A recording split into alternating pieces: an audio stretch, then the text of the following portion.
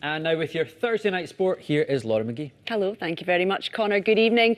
Newcastle United are the richest football club in the world. Words perhaps you thought you'd never hear, but this evening, after a lengthy and protracted process, the Premier League has given the green light for Saudi Arabia's sovereign wealth fund, PIF, to buy the club from Mike Ashley. Hundreds of Newcastle supporters gathered at St James's Park to welcome the news, but the deal is bound to court controversy. Here's the BBC sports editor, Dan Rowan. Dan Rowan with that report. Now, Greg Tomlinson is the chair of Newcastle United Supporters Trust, and he joins me now. Thank you very much for joining us on the 9 tonight. Now, one of the most complicated takeovers in the league's history is finally over. How are you feeling tonight?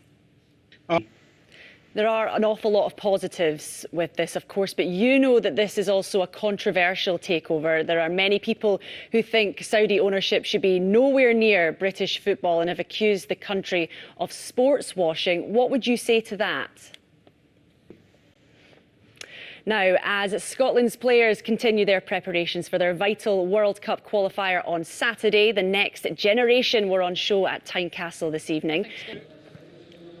Now, Andy Murray has had a bit of a setback ahead of his first-round match at Indian Wells tomorrow. He left his tennis shoes outside under his car to dry out after a training session, and they've been stolen.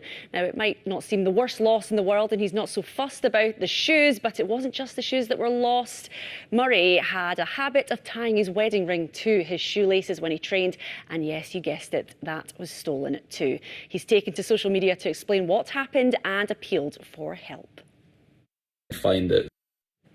For a man who says he's in the bad books at home, he seemed to be stopping himself from smiling throughout that entire video.